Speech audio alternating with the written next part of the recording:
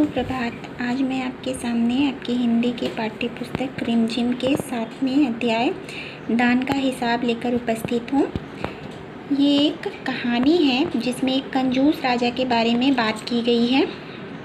एक था राजा जो हमेशा लकदक कपड़े पहनकर हजारों रुपए खर्च करता रहता था, पर दान के वक्त उसकी मुट्ठी बंद हो जाती थी। यानी कि राजा अपने साज श्रृंगार पर, अपने शौक़ पर काफ़ी रुपए खर्च करता था, लेकिन जब भी प्रजा को दान देने की बात आती थी तो राजा की मुट्ठी बंद हो जाती थी। यानी राजा दान देना नहीं चाहता था। उसकी राजसभा में बहुत से लोग आते थे, लेकिन वहाँ पर उनका कोई सत्कार यानी कि इज्जत नहीं होती थी। और एक बार उस देश में अकाल पड़ गया, लोग भूखे मरने लगे और फिर उन्होंने राजा के पास ये खबर भिजवाई कि हमें ज़रूरत है कि राजा हमारी मदद करे। पर राजा ने ये कहकर मदद करने से इनकार कर दिया कि ये तो भगवान की वजह से हुआ है, इसमें मेरा कोई हाथ नहीं है, इसीलिए मैं इसमें कोई मदद नहीं कर सकता हूँ। तब लोगों ने राजा से ये प्रार्थना की कि महाराज, अगर आप अपने राज भंडार से यानी कि अपने राज्य के धन कोष से हमें कुछ पैसे दे दें तो हम दूसरे देशों से अनाज खरीदकर अपनी जान बचा सकते हैं।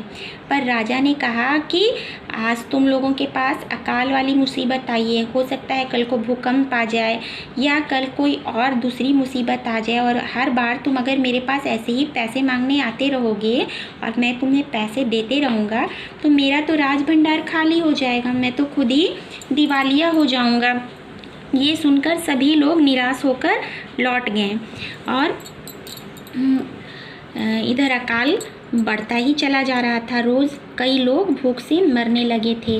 फिर लोग हार मानकर राजा के पास तीसरी बार पहुँचे और उन्होंने कहा कि महाराज, हम आपसे ज़्यादा कुछ नहीं चाहते, हमें बस 10,000 रुपये आप दे दीजिए, हम आधा पेट खाकर भी जिंदा रह जाएंगे। राजा ने कहा, 10,000 रुपये भी क्या तुम्हें बहुत कम लग रहे हैं? और उतने कष्ट से जीवित रहकर लाभ ही क्या है?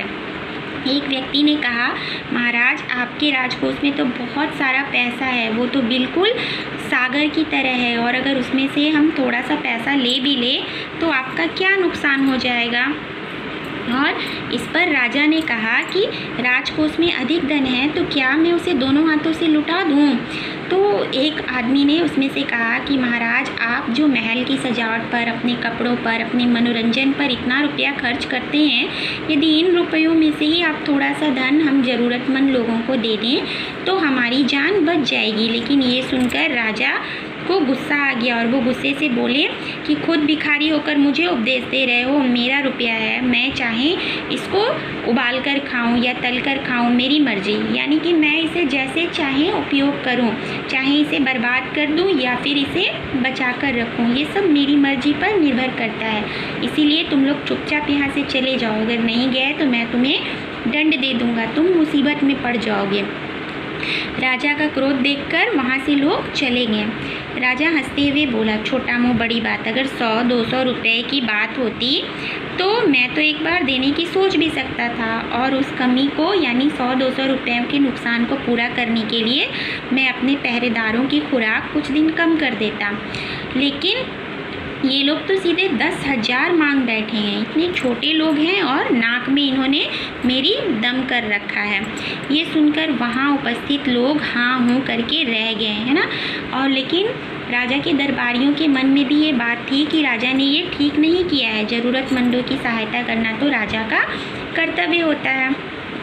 इस घटना के 2 दिन के बाद वहाँ एक बूढ़ा सन्यासी आया और उसने राजा को आशीर्वाद देते हुए कहा कि महाराज, आप तो कर्ण जैसे दानी हैं और मैंने आपकी बहुत प्रशंसा सुनी है, बहुत आपकी प्रसिद्धि के बारे में सुना है कि आप सबकी इच्छा पूरी करते हैं, तो मेरी भी इच्छा पूरी कर दीजिए। तो राजा अपनी प्रशंसा से खुश हो गया और उसने सन्यासी को ये वचन दे दिया कि ठीक है, मैं आपकी इच्छा पूरी करूँगा, बताइए आपको क्या चाहिए। सन्यासी ने कहा, महाराज, मुझे कुछ नहीं चाहिए, मेरा ये नियम है कि मैं एक दिन जो लेता हूँ दूसरे दिन उसका दुगना लेता हूँ, तीसरे दिन फिर उसका दुगना लेता हूँ, और इस तरह से मुझे हर दिन पहले दिन की अपेक्षा दुगना चीज़ चाहिए होती है, और आज मैं आपसे सिर्फ 1 रुपया ही मांगने आया हूँ। राजा ने सोचा कि 1 रुपये तो बहुत कम होते हैं और इसे देना कोई मुश्किल बात नहीं है। और उसने अपने खजांची को, यानी कि जो उसका कैशियर था, उसे ये आदेश दे दिया कि इस सन्यासी को इसके मांगने के अनुसार हर दिन दुगना धन दिया जाए। और इस तरह से राजा के खजांची ने जब हिसाब लगाया तो उसे पता चला कि 40 दिनों में तो काफ़ी बड़ी रकम ये सन्यासी ले लेगा, है ना। इस तरह सुनकर सबकी जान में ये सुनकर के सभी एकदम परेशान हो गए। और जब राजा के पास वो ये लेकर के गए कि महाराज, अगर सन्यासी को उसके मांगे हिसाब से 20 दिनों तक हम रुपए देते रहें दुगना कर करके, तो फिर बहुत मुसीबत हो जाएगी महाराज, और ये राजकोष लगभग खाली हो जाएगा। जब राजा को ये बात पता चली तो उन्होंने सन्यासी को दरबार में बुलाया और कहा कि मैं ऐसा नहीं कर सकता हूँ। मैं अगर आपको रोज़ आपके मांगे हिसाब से दुगना करके पैसे देते रहा तो 20 दिनों में तो मैं दिवालिया हो जाऊँगा।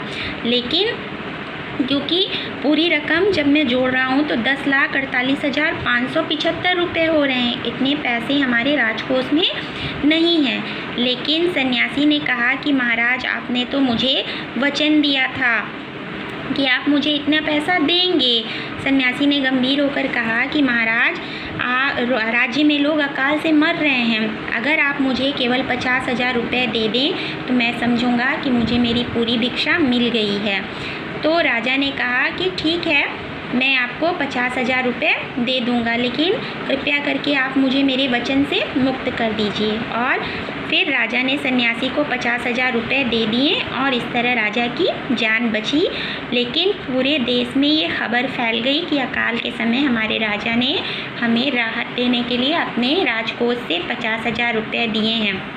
और सभी ने कहा, हमारे महाराज तो कर्ण जैसे दानी हैं। इस तरह सन्यासी की बुद्धिमानी की वजह से लोगों को पैसे मिले और प्रशंसा राजा की हुई। यानी कि राजा खराब होते हुए भी सन्यासी की बुद्धिमानी के चलते अच्छा बन गया अपने प्रजा की नज़र में, और प्रजा को अकाल के समय, ज़रूरत के समय पैसे भी उपलब्ध हो गए।